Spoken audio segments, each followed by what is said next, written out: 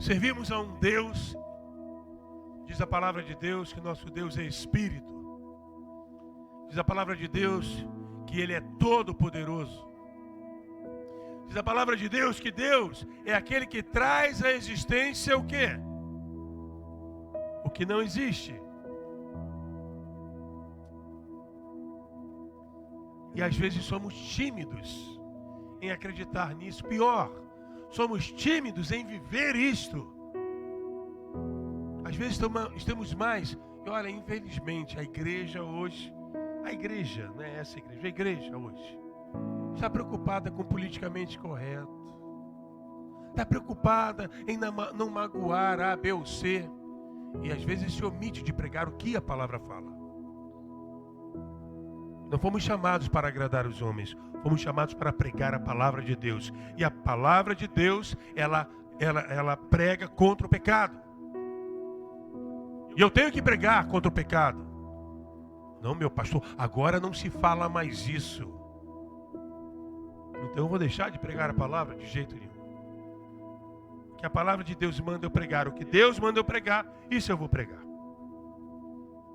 Quando eu era criança, amados, lá na igreja batista que eu frequentava, todas as vezes que o pastor ou um pastor convidado pregava uma palavra evangelística, ele sempre terminava a palavra com uma frase, que é aquele momento do apelo, não é? E como era esse apelo, ele sempre dizia assim: quem aqui deseja aceitar a Jesus Cristo como seu único e suficiente Salvador? Alguém lembra disso?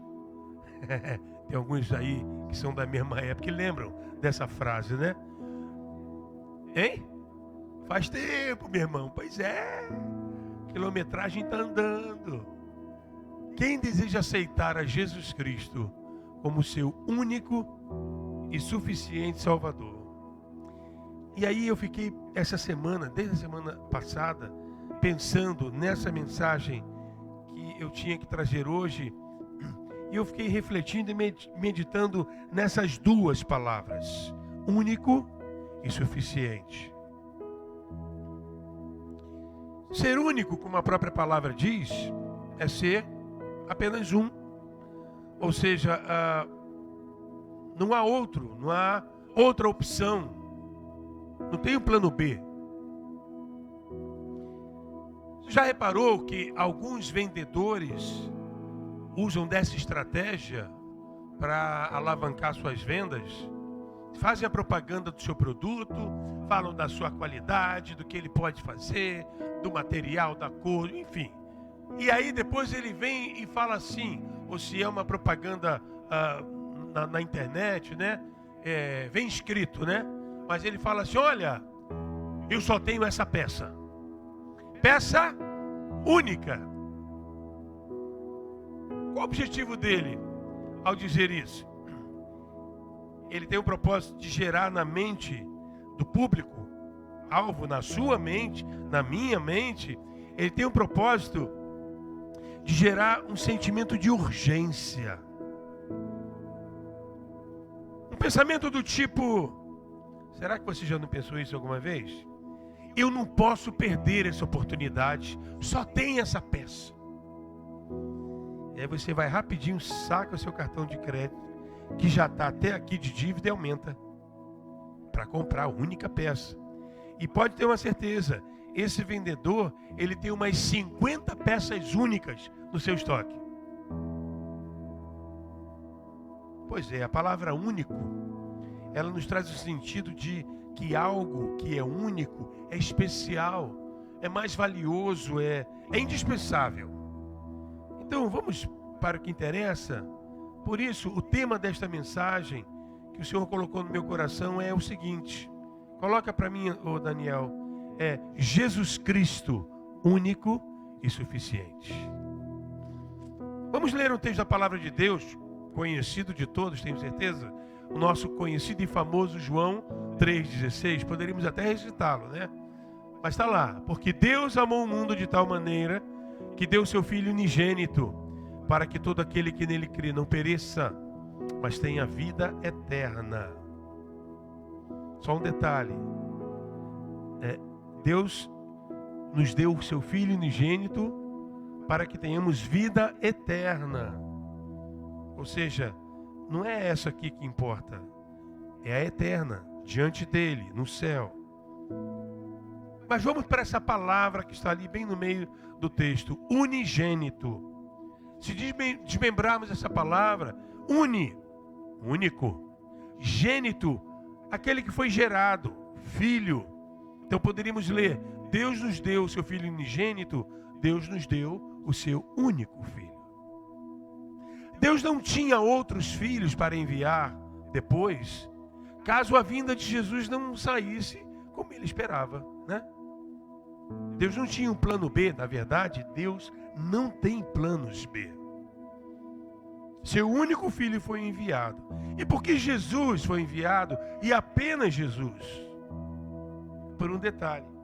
Porque Jesus era e é suficiente. Quando o profeta Samuel foi à casa de Jessé, a mando de Deus, à procura do futuro rei de Israel, como Deus havia lhe ordenado, ele conheceu cada filho de Jessé, mas nenhum deles era suficiente para ser o rei de Israel, a não ser o menor deles, o mais desprezado, o mais desvalorizado por sua família, o jovem Davi. Vamos ler o texto? 1 Samuel 16. Vamos ler alguns versículos, tá? Que conta essa história. Então disse o Senhor a Samuel: até quando terás dó de Saul, havendo-o eu rejeitado, para que não reine sobre Israel? Enche um chifre de azeite e vem, e enviar-te-ei a Jessé o belemita, porque dentre os seus filhos me tenho provido de um rei. Então Deus dá orientação ao profeta Samuel: olha, é lá na casa de Jessé que você vai encontrar o rei, que eu já escolhi. Versículo 3 do mesmo capítulo: e convidarás a Jessé ao sacrifício, e eu te farei saber o que hás de fazer, e ungir-me-ás a quem eu te disser. Agora versos 5 a 7. E disse ele, porque algumas pessoas perguntaram a Samuel: é de paz a tua vinda? Ficaram com medo quando viram o profeta Samuel chegar ali. E aí ele responde: é de paz, vim sacrificar ao Senhor. Santificai-vos e vinde comigo ao sacrifício. E santificou ele a Jessé e a seus filhos, e os convidou ao sacrifício. E sucedeu que, entrando eles, viu a Eliabe. Samuel viu a Eliabe, era o filho mais velho, e disse: certamente está perante o Senhor o seu ungido. Eliabe era um rapaz grande, enorme, bonito. E aí Samuel, quando olhou, é esse. E aí Deus fala com Samuel imediatamente: porém disse o Senhor a Samuel: não atentes para a sua aparência e nem para a grandeza da sua estatura, porque o tenho rejeitado. Porque o Senhor não vê como vê o homem, pois o homem vê o que está diante dos olhos, porém o Senhor olha o coração. Guarda isso. Não importa como cantamos, ou tocamos, ou pregamos, não importa se fazemos vozes, firulas, não importa a tua roupa, não importa o teu cabelo, não importa a tua maquiagem, não importa a tua aparência, o que importa é o teu coração. É para ele que Deus está olhando agora. E o que Deus está encontrando dentro do teu coração? Vamos caminhar mais. Samuel 16, 10 a 12. Assim fez passar Jessé a seus 7 filhos diante de Samuel. Porém Samuel disse a Jessé: o Senhor não tem escolhido a estes.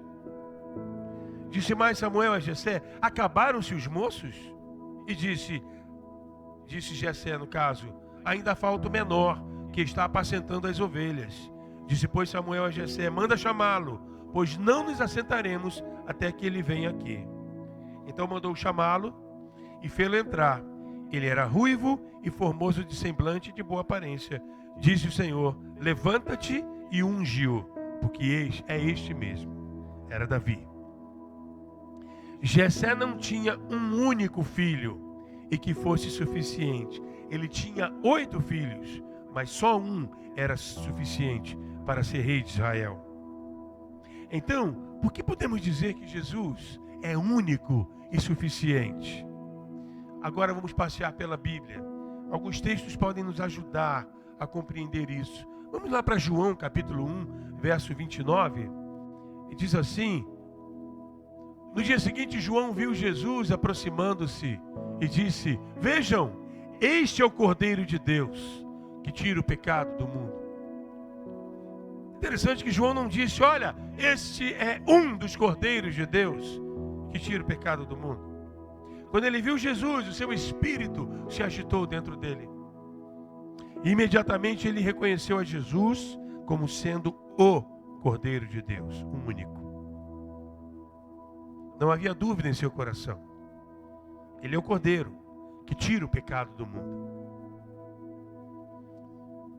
Sabe, amados, a presença do pecado na vida do homem o afasta de Deus e do seu propósito para ele. Lá em Isaías, nós vemos uma das consequências que o pecado gera em nossas vidas. Isaías 59, 1 e 2. Eis que a mão do Senhor não está encolhida para que não possa salvar, nem agravado o seu ouvido para não poder ouvir, mas as vossas iniquidades fazem separação entre vós e vosso Deus. E os vossos pecados encobrem o seu rosto de vós, para que não vos ouça. Pecado não é apenas uma questão religiosa ou moral, é muito mais do que isso. O pecado nos afasta de Deus e o pecado impede que Ele nos ouça. Talvez em algum momento você e eu já tenhamos falado algo do tipo: Deus não ouve as minhas orações. Ou talvez você já tenha dito, ou esteja dizendo: Deus não se importa comigo.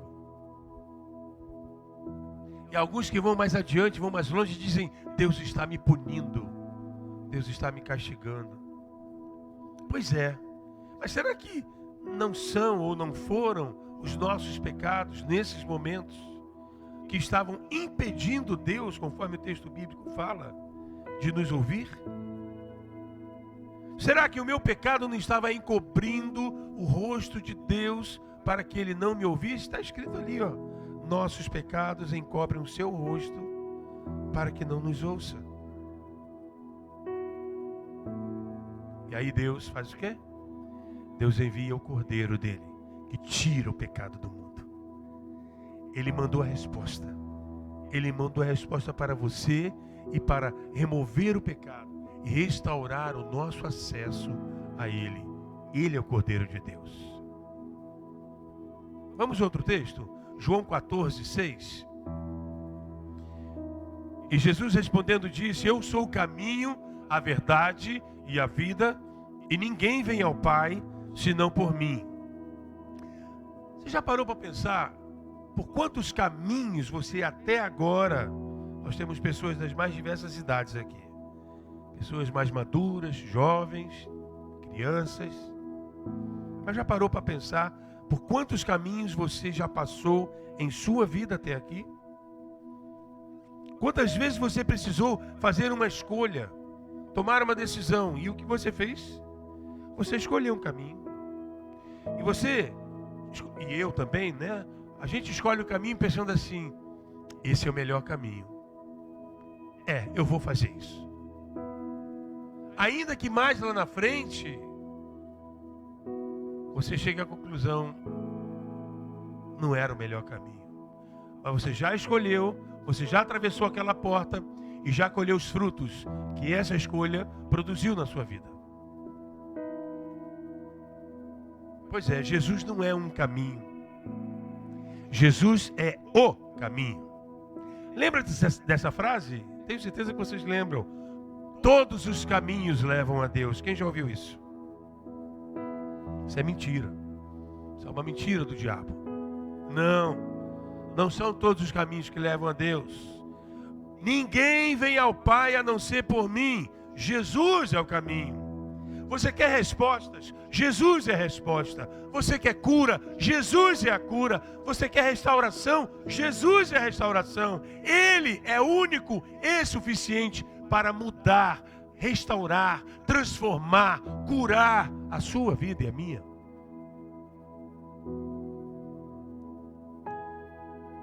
Hoje existem milhões, eu vou dizer milhões porque são milhões. No mundo todo, existem milhões de pregadores espalhados pelo mundo, anunciando inúmeros caminhos e afirmando que eles nos levam a Deus. Dizem, se você fizer isso, Deus vai te abençoar. Se você der tanto, Deus vai te dar 100 vezes mais. Se você determinar algo, Deus tem que cumprir. Se você fizer este ou aquele sacrifício, você será abençoado. Enfim, inúmeros pregadores apresentando um Deus, com D minúsculo, de inúmeros caminhos. Mas aí vem Jesus, na contramão, como sempre, um revolucionário, e diz, eu sou o caminho. Aleluia. Você pode dizer aleluia comigo? Aleluia, Ele é o caminho. Não existe, amados. Peraí, pastor, mas falando assim, não existem muitas opções, né? Não existe mesmo, não. Ele é a opção de Deus para mim. Ele é a opção de Deus para você. Ele é a opção de Deus para nós. Porque Ele é o único que nos pode livrar dos pecados. E do pecado, da morte e consequentemente nos dar a vida. Não existem atalhos ou jeitinhos no reino de Deus. Sabia disso? Não tem.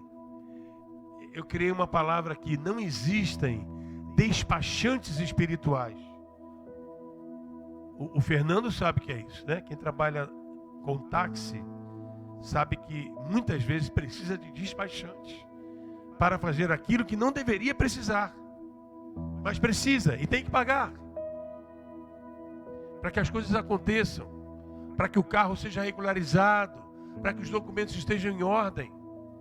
No reino de Deus não existem despachantes espirituais. Eu escrevi mais uma coisa aqui.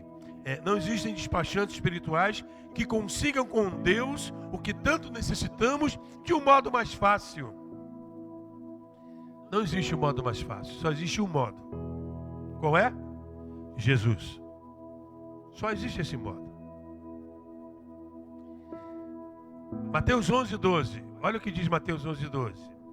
Desde os dias de João Batista até agora, o reino dos céus é tomado por esforço.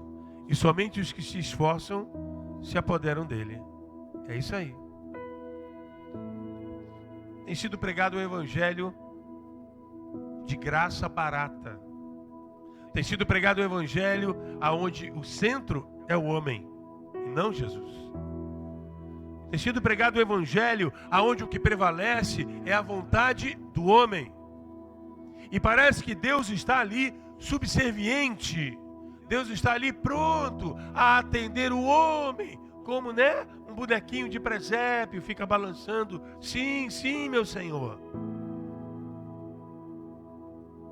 É difícil hoje ouvir uma pregação, ainda que exista, glória a Deus, ainda existe. Mas é difícil ouvir pregadores dizendo, conserta-te com Deus.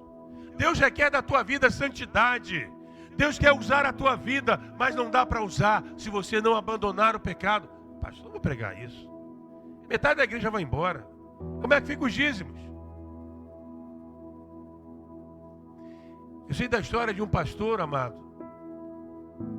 que tinha no seu hall de membros e na sua diretoria um homem que estava em adultério. Mas era um homem muito rico. O seu dízimo era significativo. E aquele pastor convivia com aquele pecado. Porque ele entendia que se ele pregasse contra o pecado daquele homem, aquele homem iria embora e o dízimo ia ter uma perda significativa, né? E aquele pastor abaixava a cabeça para o pecado. Como é que Deus pode abençoar isso? Há muitos anos atrás, todas as segundas-feiras, durante 4 anos, eu e minha esposa íamos a uma escola lá em Jardim Gramacho, lá em Caxias, pregar o evangelho. Na época, naquela ocasião, o meu advogado, que era cristão, ele falou, pastor, o senhor aceita o convite? Eu falei, não, qual é? se eu pregar o evangelho lá na minha escola, eu tinha uma escola de crianças, né? Não sei hoje como é que fala o nível, mas primário, né? Daquele jeito, primário e ginásio, como era antigamente, é mais fácil. À noite ela não funcionava. E ele me convidou para pregar lá toda segunda-feira à noite. Eu falei, tá bom. Mas eu vou pregar para quem? Não, pastor, deixa comigo. Eu levava o meu teclado, íamos eu e minha esposa, montava o teclado, ele botava umas cadeirinhas, assim, umas 10, 15 cadeiras por aí, lá no pátio do recreio.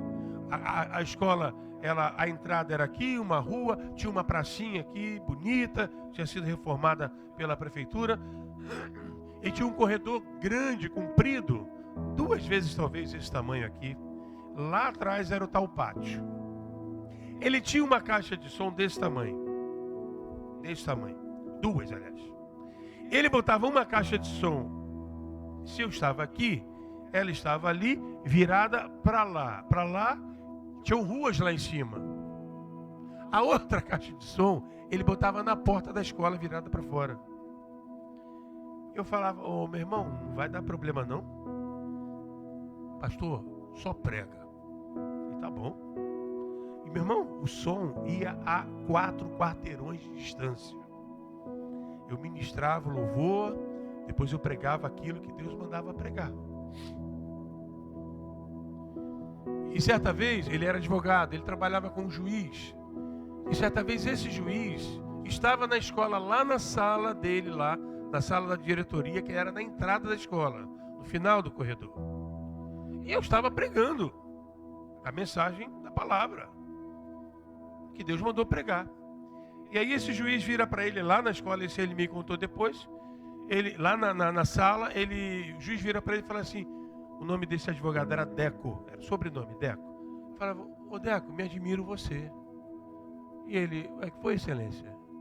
Poxa, eu falo as coisas com você porque eu confio em você. Não é para você ficar contando para os outros.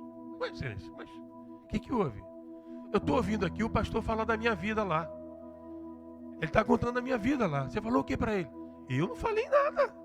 Mas ele está falando da minha vida lá que eu estou ouvindo. Aí o Deco falou para ele, excelência, e esse juiz, ele era mariólatra. Ele era fã de Maria, católico ali, fervoroso. Ele falou, excelência, se o pastor está falando da sua vida, é porque o Espírito Santo de Deus revelou a ele alguma coisa. Na semana seguinte, e quem era o meu público? Eram as pessoas que catavam lixo no lixão.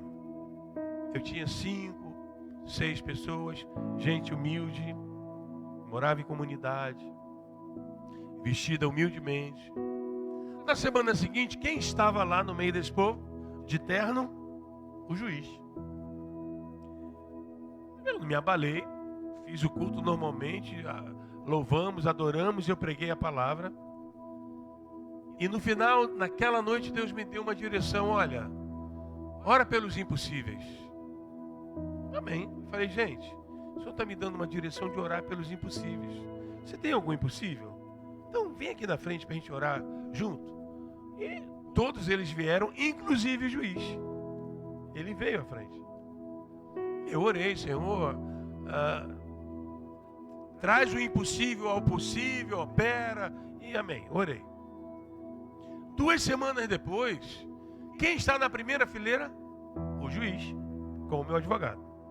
E meu advogado fala assim, pastor, depois dá uma oportunidade para o doutor Ricardo, não, Guilherme. Doutor Guilherme dá um testemunho. Eu falei, testemunho? Eu não vi o cara nem se converter, como é que vai dar testemunho? Eu falei, tá bom, tudo bem. Resumindo, amados, esse homem tinha um problema sério. O presidente do Tribunal de Justiça do Rio de Janeiro queria a cabeça dele. Tinha uma situação que eu não sei qual é, e era insolúvel. E o secretário dele levou ele lá no candomblé.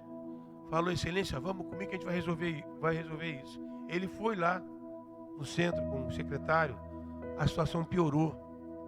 E naquela noite ele foi à frente. E nós oramos a Deus.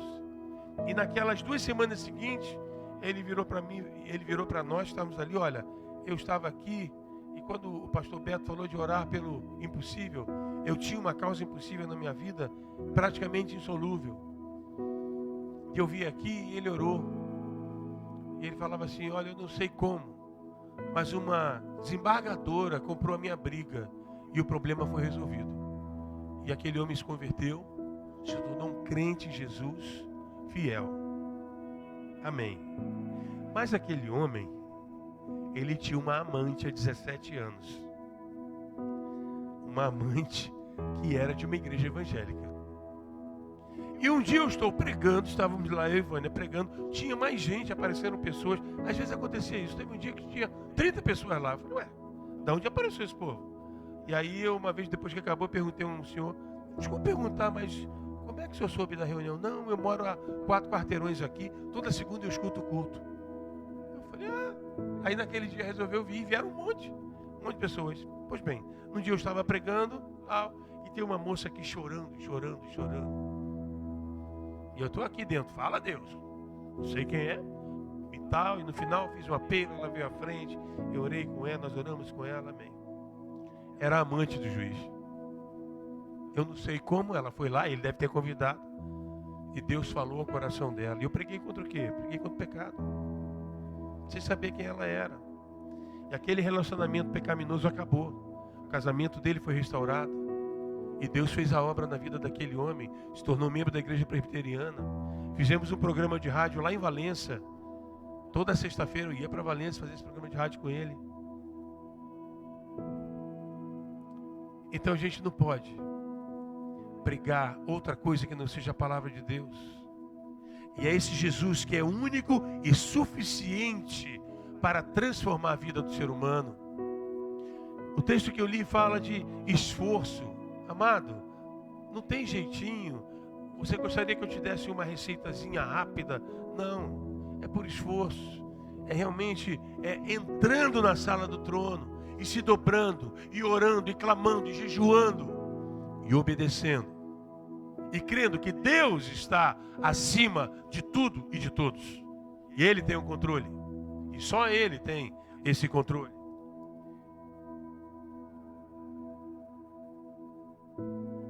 É nele, em Jesus, o caminho, a verdade e a vida, que encontraremos o necessário para a nossa vida. Absolutamente tudo que necessitamos. João 15:17. Vamos ler juntos? Vamos lá? Se vós estiverdes em mim e as minhas palavras estiverem em vós, pedireis tudo o que quiserdes e vos será feito. Vamos ler o próximo, Mateus 6:33. Mas buscai em primeiro lugar o reino de Deus e a sua justiça, e todas as demais coisas vos serão acrescentadas. Muito acima das coisas. Quando a gente lê, eu sei que muita gente que lê esse texto, quando Deus fala assim, e todas as demais coisas, as pessoas pensam exatamente nisso, em coisas. Carro, casa, emprego, dinheiro, fama, sucesso, coisas. Porém, muito mais do que coisas que o Senhor promete nesse texto, estão elementos da tua vida que às vezes ninguém sabe que existe. Às vezes você entra numa casa como esta, num salão como este, ou numa igreja enorme, não importa, mas o teu coração está cheio de ansiedade. Você está vivendo um momento de depressão, pânico, medo. Você está vivendo um momento de uma autoestima lá embaixo do teu sapato, do teu chinelo. Você está vivendo um momento tão terrível, mas a promessa de Jesus alcança isso.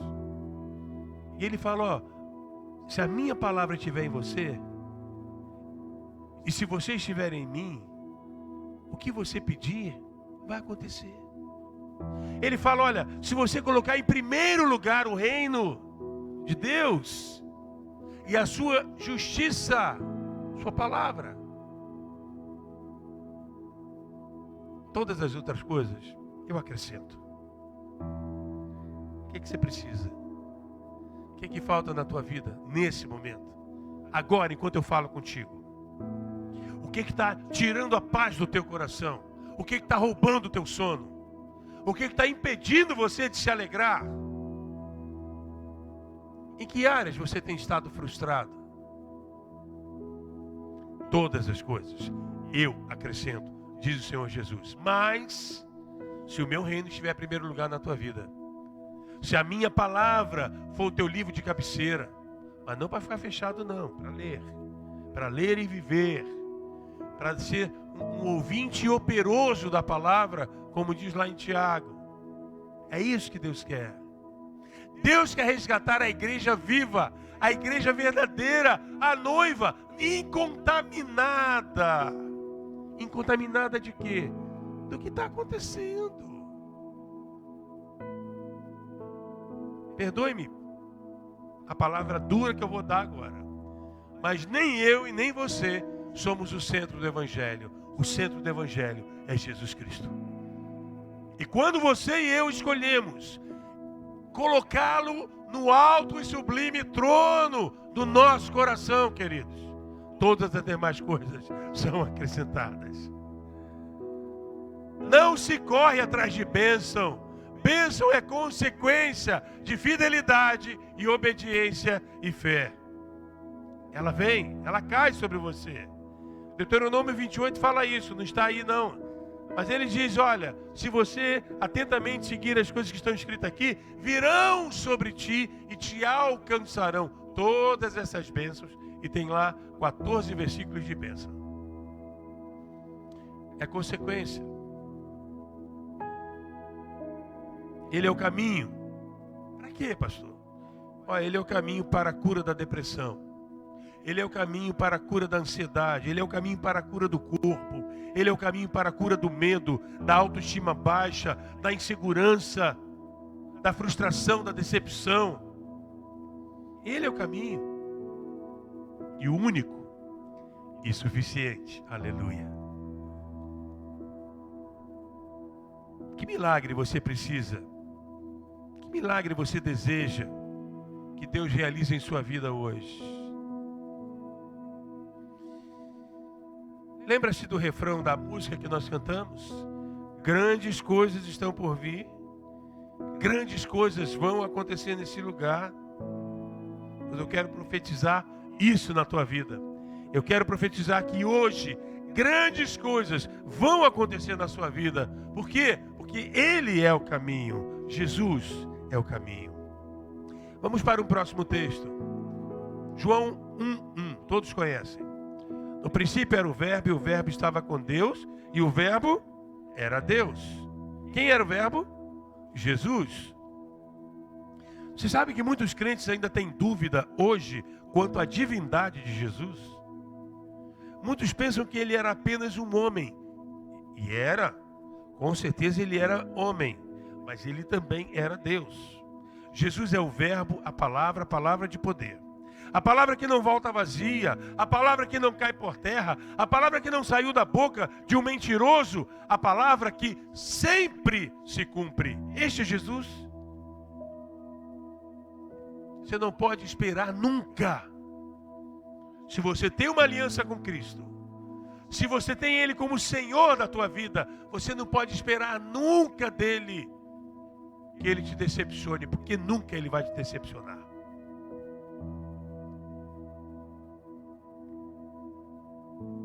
Nunca Jesus vai dizer assim, bom, a gente podia tentar. Que tal se tentássemos? Jamais. Lembra-se de como Jesus se aproximava daqueles que vinham a Ele em busca de uma cura? Jesus perguntava assim, o que queres que eu te faça? Numa outra mensagem eu falei que nós, por exemplo, eu sou psicólogo, então se alguém me procura, normalmente eu falo o quê? Em que eu posso lhe ajudar? Porque eu sei que eu tenho limite. E talvez a pessoa me traga uma questão que eu sei que eu não posso ajudar. E eu vou dizer para ele, olha, você me perdoa, mas eu não tenho como lhe ajudar. Eu vou lhe encaminhar para um outro colega. Mas Jesus não falava assim. Jesus dizia, o que queres que eu te faça? Por quê? Porque eu posso fazer todas as coisas da tua vida.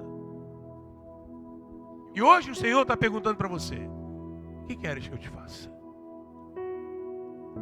Talvez imediatamente após eu ter dito isso, a tua mente já falou: ah, mas já era, não tem mais jeito. Talvez imediatamente após eu ter falado estas palavras que não são minhas, mas são do próprio Jesus, alguém falou no teu ouvido: e o teu caso não tem jeito não. Nem Jesus pode fazer algo por você. Você crê nisso? Você recebe isso?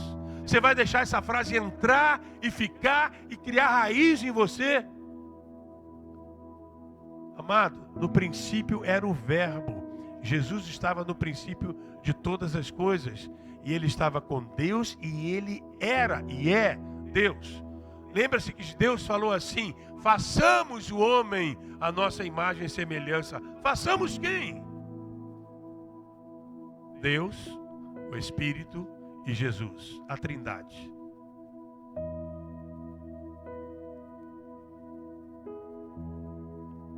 Ele é Deus, e eu vou repetir, Ele é Deus. Aleluia. Salmo 46:10. Olha o que diz o Salmo 46:10, uma parte dele: aquietai-vos, vamos ler juntos: aquietai-vos e sabei que eu sou Deus.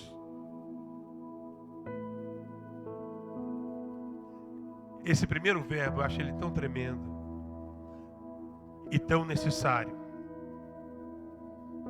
Como tem gente hoje inquieta, como tem gente hoje desesperada, como tem crente hoje com crise de ansiedade, com crise de pânico, como quem tem crente hoje que diz para mim: eu não consigo mais acreditar. E aí Deus vem e fala de forma... Eu imagino Deus falando isso para nós, falando para você, no meio do teu furacão, no meio do teu tsunami. Eu vejo Deus falando de uma forma tão tranquila, tão amorosa, tão suave e ao mesmo tempo profunda e impactante. E Deus falando somente para que você escute. E Ele diz para você: filho, aquieta o teu coração e sabe, eu sou Deus. Eu sou Deus da tua vida. Eu sou Deus da sua história. E a Bíblia diz que Deus é o alfa, o ômega, o princípio e o fim. Isso quer dizer que a primeira e a última palavra é de quem? É dele. O pai da mentira grita nos nossos ouvidos muitas bobagens, mas é tudo que ele tem, um saco de mentiras. Mas a palavra final é do Senhor. Aleluia! Glória a Deus. Quando Deus dá o testemunho acerca de Jó: vê meu servo Jó, homem íntegro, reto, temente a Deus, que desvia do mal. E Satanás vem com aquelas propostas, né? Ah, mas é porque ele é interesseiro, ele tem o que tem, porque você abençoa ele. Tira dele que ele vai blasfemar na tua face. Deus dizia a Satanás o que fazia e até aonde faria. Pode tirar dele, mas até aqui. E tirou bens, tirou todos os filhos e netos. E Jó: no saí do ventre da minha mãe, no voltarei, o Senhor o deu, o Senhor o tomou, bendito seja o nome do Senhor. Ah, mas é porque ele tem saúde. Toca na saúde dele que ele vai blasfemar. Deus falou: você pode tocar na saúde dele, mas não vai lhe tirar a vida. Meu querido, Deus tem a palavra final. O diabo não pode nada. Ele é mentiroso. Não acredite nas investidas dele. Ele não pode nada. Maior é o que está em nós do que aquele que está no mundo, diz a palavra de Deus. A sua vida pertence ao Senhor. Diz a palavra: do Senhor é a terra, o mundo e aqueles que nele habitam. Deus é o dono de todas as coisas e de todos. Aquietai-vos e sabei que eu sou Deus. Aquieta o teu coração. Ele é Deus na tua vida. Não duvide disso. Não permita que a angústia faça morada em sua mente e em seu coração. Jesus é homem, sim, mas sempre foi Deus. Olha o que diz Colossenses 2:9. diz assim: pois em Cristo habita corporalmente toda a plenitude da divindade. É complicado a gente entender isso. Mas é homem ou é Deus? É Deus ou é homem? As coisas de Deus ao homem natural parecem loucura. Diz Paulo lá em Coríntios, é verdade.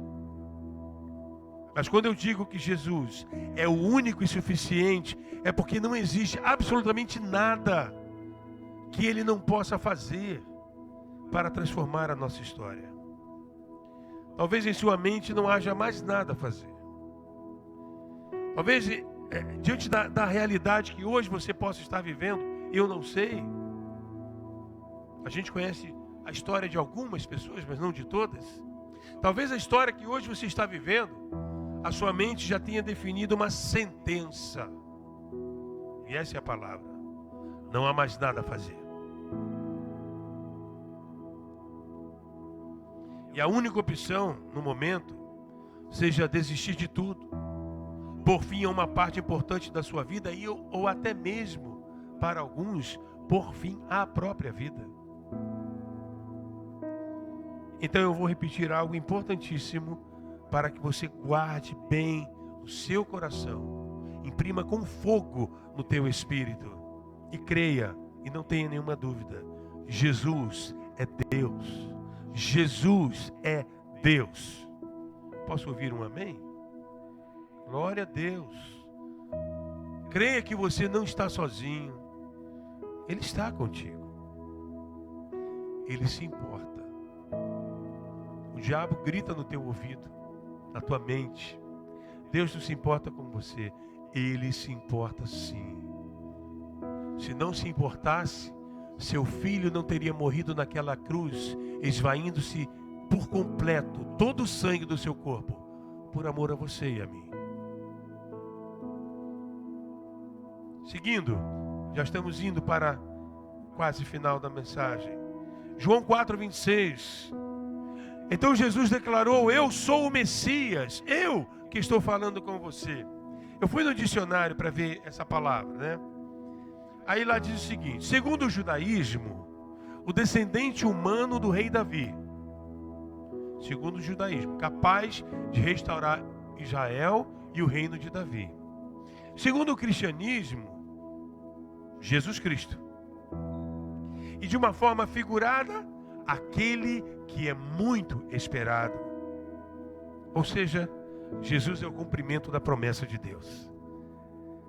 Isaías 7,14, nós lemos: portanto, mesmo o Senhor vos dará um sinal. Eis que a virgem conceberá e dará à luz um filho, e chamará o seu nome Emanuel. Isaías 9,6, porque um menino nos nasceu, um filho se nos deu, e o principado está sobre os seus ombros, e ele será chamado Maravilhoso Conselheiro, Deus Forte, Pai da Eternidade, Príncipe da Paz. O que mais deveríamos esperar da parte de Deus? Jesus é o cumprimento da promessa de Deus para o homem. Jesus é a promessa em carne. Deus enviou o seu Filho Jesus porque Ele é único e suficiente. Aleluia! Amados, é tempo de não apenas compreendermos isto, mas de vivermos em toda a plenitude esta verdade. Porque tantas vezes buscamos soluções e respostas às nossas angústias em tantos lugares e pessoas, quando servimos a um Senhor que é único e suficiente para cuidar de nós. Eu vou te dizer que hoje Ele deseja que você experimente isto. Hoje Ele deseja que você se lance no seu colo e que também lance sobre Ele todo o teu fardo. Qual é o teu fardo? Qual o peso dele? Do que ele é feito? Mateus 11:28-30. Venham a mim todos os que estão cansados e sobrecarregados. E uma versão diz: eu vos aliviarei. Essa versão diz: eu darei descanso a vocês. Tomem sobre vocês o meu jugo e aprendam de mim, pois eu sou manso e humilde de coração, e vocês encontrarão descanso para as suas almas. Pois o meu jugo é suave e o meu fardo é leve. Eu quero ler ainda 1 Pedro 5,7, que diz: lançando sobre ele toda a vossa ansiedade. Por quê? Porque ele tem cuidado de vós. Muita gente que me procura enquanto profissional, terapeuta, muita não, todas as pessoas que me procuram chegam carregando um grande peso em suas vidas, pelos mais diversos motivos. E a gente tenta ajudá-lo pela psicologia a encontrar caminhos dentro deles mesmos, encontrar respostas, encontrar alguns porquês. Nós não temos as respostas, mas quando eles se conhecem melhor, eles começam a entender algumas coisas que estão vivendo e acabam começando a conseguir mudar alguns trajetos da própria vida. Perfeito. Conseguem desativar alguns gatilhos que antes disparava com tanta facilidade. Perfeito. Mas o único que pode remover o peso do jugo que carregamos é Jesus. Por quê? Porque Ele tem cuidado de vós. Lança sobre Ele. Pega toda a tua dor, a tua angústia, a tua ansiedade. Lança sobre Ele. Porque Ele cuida de você. E Ele quer fazer isso. Mas Ele não pode fazer se você não fizer o primeiro passo. Então, nesse momento, a gente entende o que Ele é a promessa. Ele é a promessa de Deus para você e para mim. Em João 6,35 a gente ainda lê: então Jesus declarou: eu sou o pão da vida, aquele que vem a mim nunca terá fome, aquele que crê em mim nunca terá sede. Eu já estou terminando. Quando temos fome e sede, o nosso corpo sofre, porque lhe falta algo que é vital: alimento e água. Quantas vezes temos o sentimento de que está faltando alguma coisa? Você já sentiu isso? Alguém já experimentou isso? Aquele sentimento interior assim: está faltando alguma coisa. E você não sabe o que é. Mas você sabe que aquele vazio que apareceu de repente está te machucando, está te ferindo, está te incomodando. E eu pergunto: do que você tem fome? Do que você tem sede? Talvez você não saiba nem dar nome a esta fome e a esta sede, mas Ele sabe o que falta em você e em mim. Quantas vezes nos sentimos um nada? Quantas vezes a gente acredita que não tem valor algum? Muitas vezes o seu coração se entristece porque tem fome e sede de justiça. E a gente vive num mundo de injustiça o tempo todo. Talvez muitas coisas em sua vida não estejam como deveriam, e você experimenta constantemente um sentimento de frustração, de perda, de derrota. Mas eu preciso te dizer, querido, que hoje o Senhor Jesus fará o seu coração sentir-se pleno, inteiro, completo, totalmente saciado. Não haverá mais fome, não haverá mais sede. Ele disse: aquele que vem a mim nunca terá fome, aquele que crê em mim nunca terá sede. Você pode entender isso? Você pode alcançar a dimensão disso? Isso é muito forte. A mulher samaritana não entendeu no início,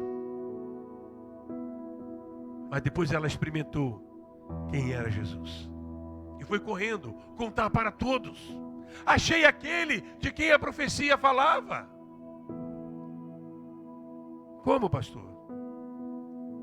Como posso dar fim a este vazio que tenho dentro de mim? Como a minha vida pode passar a ter sentido? Como posso enxergar algum valor dentro de mim?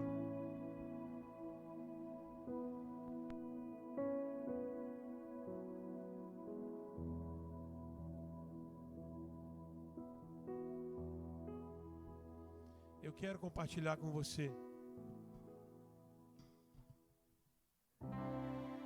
um cântico antigo, mas eu sempre digo que unção não envelhece. E eu sei que esse cântico é cheio de unção.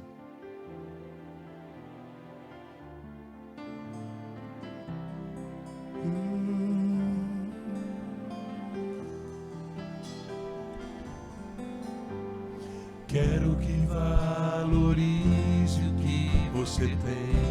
Você é um ser, você é alguém tão importante para Deus. Nada de ficar sofrendo angústia e dor desse seu complexo inferior, dizendo às vezes que não é ninguém. Venho falar do valor que você tem. Eu venho falar do valor que você tem. Ele está em você, o Espírito Santo se move em você, até com gemidos inexprimíveis.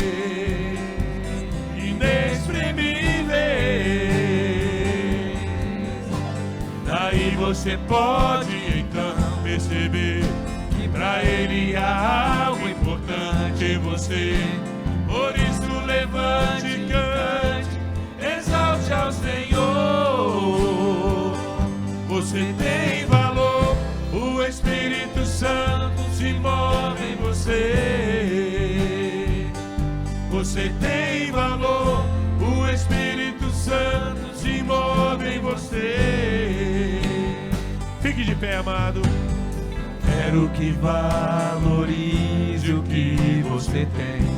Você é um ser, você é alguém tão importante para Deus. Aleluia! Nada de ficar sofrendo angústia e dor deste seu complexo inferior, dizendo às vezes que não é ninguém.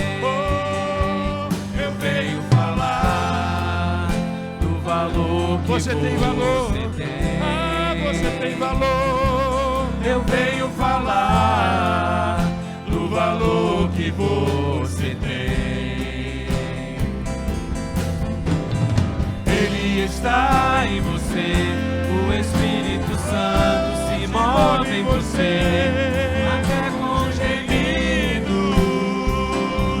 inexprimíveis. Aí você pode então perceber que pra Ele há algo importante em você.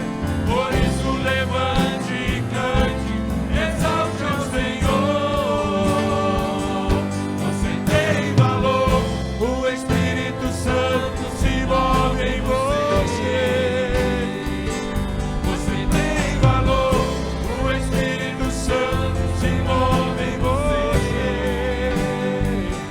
Você tem valor, o Espírito Santo se move em você. Oh, você tem valor, o Espírito Santo se move em você. Você é importante para Deus. Você tem valor. O Senhor não se alegra com o teu sofrimento. Deus não tem prazer no sofrimento do justo, diz a palavra de Deus. O Senhor quer enxugar as lágrimas dos teus olhos hoje. Esse Jesus que é único e suficiente, Ele quer trazer à existência o que não existe na tua vida. Ele quer trazer à existência o que não existe na tua história. Ele quer trazer à existência o que não existe hoje no teu coração e você gostaria muito que existisse. Por isso eu quero orar agora. Ainda não estou terminando, falta um pouquinho, mas eu quero orar. Eu quero orar por aqueles que precisam da manifestação deste Jesus que é único e suficiente em sua vida. Então eu quero te pedir apenas uma coisa. Você precisa de algo da parte desse Cristo? desse Jesus que está falando para você e perguntando: o que queres que eu te faça? Levanta a tua mão, apenas isso. Glória a Deus, glória a Deus, glória a Deus, aleluia. Oh Senhor, oh, fecha os teus olhos, Pai. Oh Senhor Jesus, olha para essas vidas, contempla esses corações, Pai. Eu não sei do que eles estão falando, eu não sei o que eles estão pedindo, eu não sei, Senhor, o que lhes falta, eu não sei, ó Deus, qual é a causa da dor, da angústia, da tristeza, do sofrimento, mas, ó Senhor, eu sei que Tu podes todas as coisas, porque Tu és único e Tu és suficiente. Aleluia.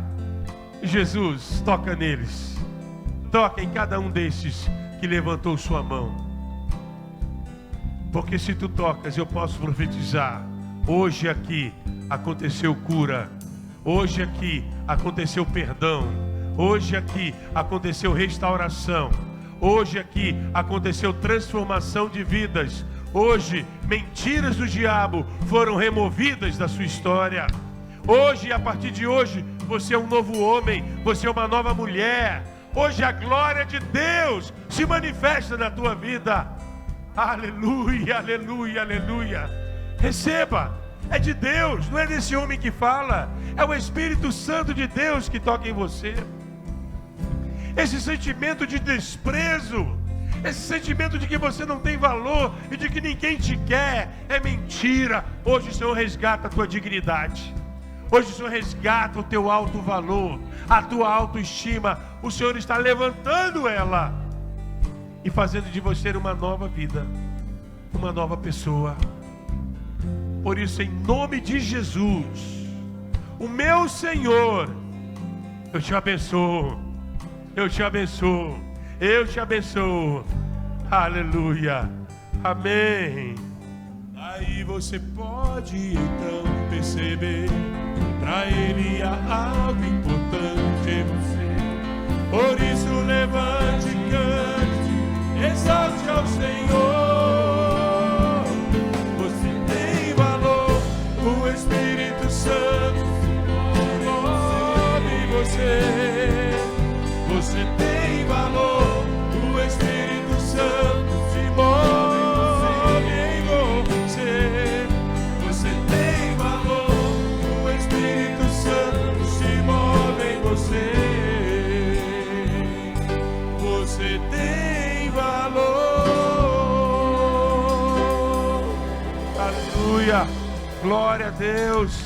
Aplauda o Senhor, aplauda com todo o teu ser, com toda a tua alegria para Ele. É a Ele que você está aplaudindo. Aleluia, glória a Deus. Ou acabou, pode ficar de pé, eu já estou encerrando. A gente falou hoje que Ele é o Cordeiro de Deus, o caminho. Ele é Deus, Ele é a promessa, Ele é o pão da vida e a água viva.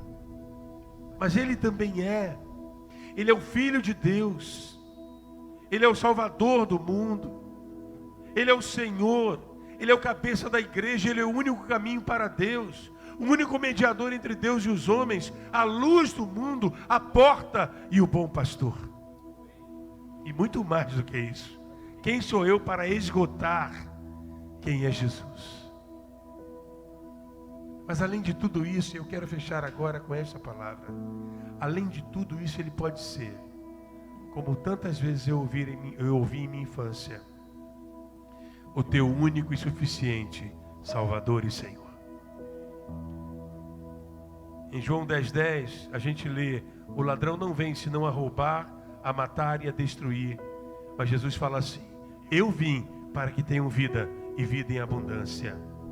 Para terminar, amados, João 11:25-26, ele diz: disse Jesus: eu sou a ressurreição e a vida.